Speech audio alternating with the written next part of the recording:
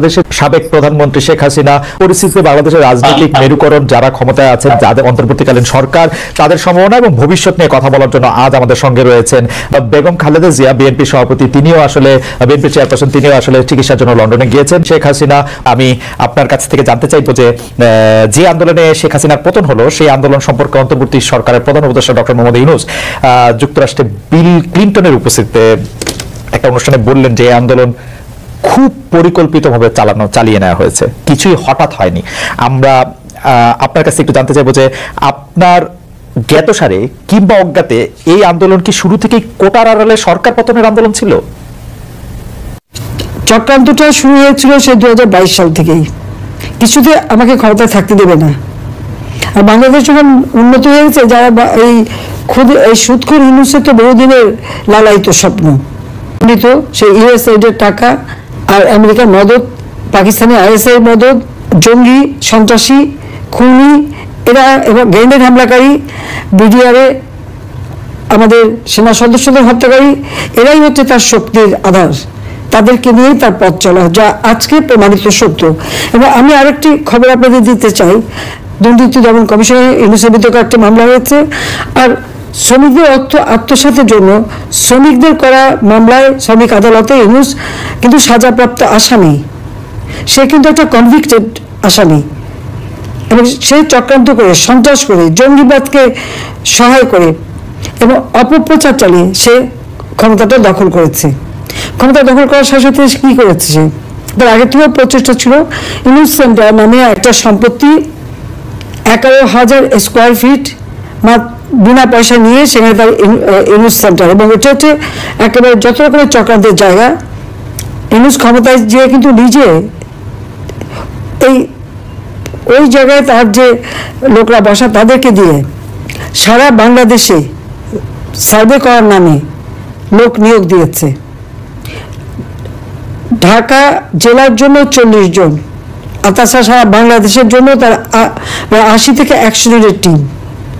বিভিন্ন জেলায় জেলায় তাদের দায়িত্ব, যেখানে সিটি কর্পোরেশন করে লোক নিয়োগ এবং ইউনিয়ন পর্যায় পর্যন্ত সে লোক নিয়োগ দিয়েছে, যাদেরকে সে টাকা দেয়। তাদের হাতে মোবাইল ফোন, স্মার্টফোন, তাদের হাতে কম্পিউটার এবং সমগ্র বাংলাদেশের সমস্ত তথ্য দিয়ে তারা পাঠায়।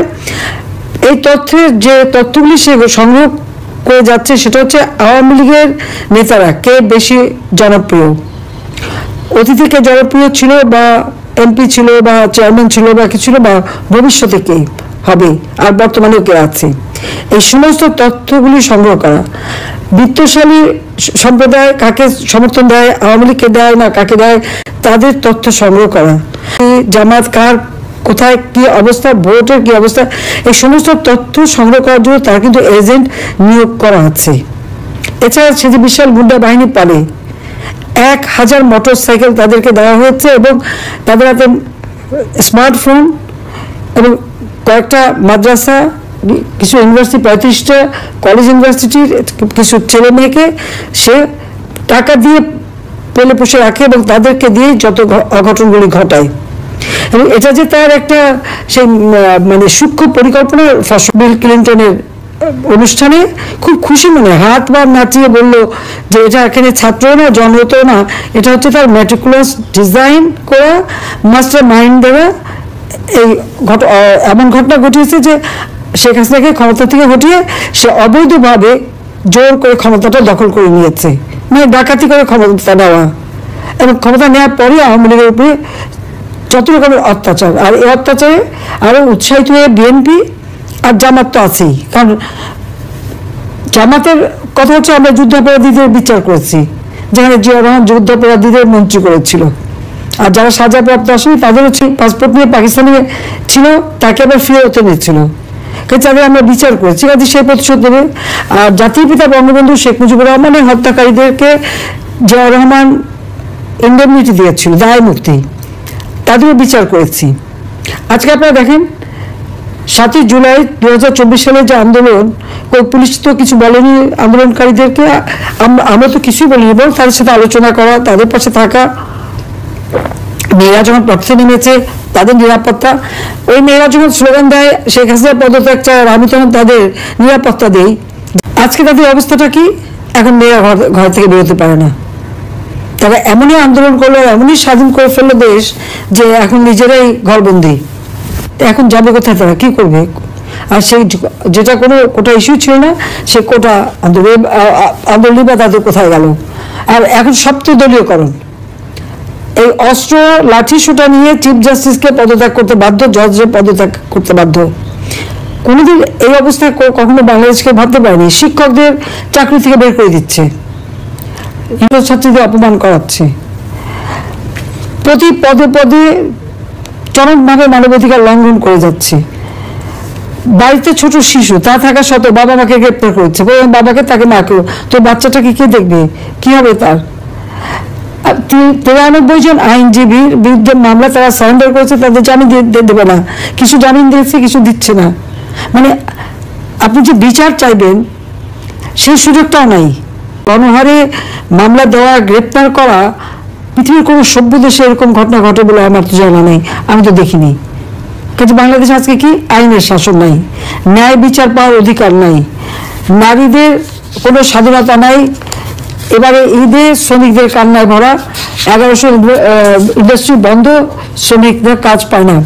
তার উপর আমার আওয়ামী লীগের নেতাকর্মীদের ঘর বা বসত বাড়ি, ব্যবসা প্রতিষ্ঠান, তাদের গরুর খামার, মৎস্য খামার, মুরগির খামার, ফলের বাগান, সব যা ছিল একেবারে সব ভেঙে চুরে লুটপাট করে জ্বালিয়ে পুড়িয়ে নিঃস্ব করে দিচ্ছে। কেন? আওয়ামী লীগ যেন আর কোনোদিন মাথা তুলে দাঁড়াতে না পারে, এটাই তাদের চেষ্টা। হাজার হাজার ছাত্রছাত্রীরা আজকে লেখাপড়া করতে পারে না, ডিগ্রি কেড়ে নেয়, তাদেরকে পড়াশোনা করতে হবে না। একটা মেয়ে পরীক্ষা দিতে গেল, তাকে কিভাবে লাঞ্ছিত করলো, তাকে যারা মারলো, চুল ধরে টেনে মাটিতে ফেললো, পুলিশ দাঁড়িয়ে থাকলো, সেনাবাহিনীর সদস্য দাঁড়িয়ে থাকলো, অপরাধীদের কিছুই বললো না। আর যে মার খেলো সে মেয়েটাকে ধরে নিয়ে জেলে পড়লো। এই পুলিশ, সেনাবাহিনী হোক, প্রশাসন হোক, জনগণের ট্যাক্সের টাকা তারা বেতন পায়। আর তাদের সকলেরই আমি কিন্তু জীবন মান উন্নত করে দিয়েছি, বেতন ভাতা বাড়িয়ে দিয়েছি। কিন্তু এখন কি দেখলাম, তাদের কাছ থেকে জনগণ ন্যায় বিচার পেতে পারে না। এটা কোন ধরনের অবস্থা? একটা ইউনিয়ন পর্যন্ত এজেন্ট লাগিয়ে দিয়ে হাজার হাজার টাকা, কোটি টাকা খরচ করে এখন কীভাবে আওয়ামী লীগ 14 দল মুক্তি দেওয়া, তাদেরকে ধ্বংস করে দেওয়া, সেই চেষ্টাই করে যাচ্ছে। আর তার দোষর জঙ্গি, সন্ত্রাসী, খুনি, দুর্নীতিবাজ, অবৈধ অস্ত্রধারী এবং জেলখানা থেকে তাদের সবাইকে মুক্তি দিয়েছে। গ্রেনেড হামলাকারী থেকে শুরু করে কেউ বাদ নেই, মুক্তি দিয়ে জেল ভরে ফেলেছে আমার আওয়ামী লীগের নেতা কর্মী দিয়ে। সবচেয়ে বড় কথা, পিটিয়ে পিটিয়ে মানুষ হত্যা করা, এমনকি আইনজীবীকে পিটিয়ে হত্যা করলো, মাথায় কোপানো, মানে গুলি করে মানুষ মারত। আর এরা এমনই বর্বর যে পিটিয়ে পিটিয়ে হত্যা, এমনকি অন্তঃসত্ত্বা নারী পুলিশ কনস্টেবলকেও ছাড়িনি। আর আমাদের মেয়েদের উপরে ইফতার বন্টন করতে, তাকে তার উপরে জুলুম, তাকে মেরে মাথা ফাটিয়ে দিয়েছে এবং কয়েকটা সেলাই পড়েছে। তো এইভাবে অত্যাচার, নির্যাতন তারা চালিয়ে যাচ্ছে। আর মামলা দেওয়াতে তো আমার মনে হয়, আমি এ পর্যন্ত যত হিসেব প্রায় 70,000 মামলা, তো আর অজ্ঞাতনা আমার ধরলে প্রায় 4-5 লাখ হবে আসামি করে দিয়েছে। কারণ আমার বিরুদ্ধে তো কতগুলি মামলা, 288টা মামলা, তারপর আর একটা দিয়েছে রাষ্ট্রদ্রোহী মামলা। আমি নিশ্চয়ই জিজ্ঞেস করি, রাষ্ট্রটা কার?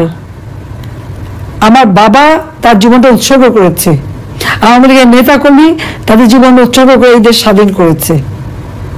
আমি জনগণের নির্বাচিত প্রতিনিধি, জনগণ আমাকে ভোট দিয়েছে, পার্লামেন্ট পার্টিতে আমি ভোট পেয়েছি, সমর্থন পেয়ে সরকার গঠন করেছি, সংবিধান মোতাবেক বৈধ সাংবিধানিক। আর ইউনূস এই জঙ্গি, সন্ত্রাসী, তাদেরকে নিয়ে সূক্ষ্ম পরিকল্পনা করে, সন্ত্রাস করে সে ক্ষমতা দখল করেছে। তার কোনো জনগণের ম্যান্ডেট নাই, সাংবিধানিক ভিত্তি নাই, আইনগত ভিত্তি নাই।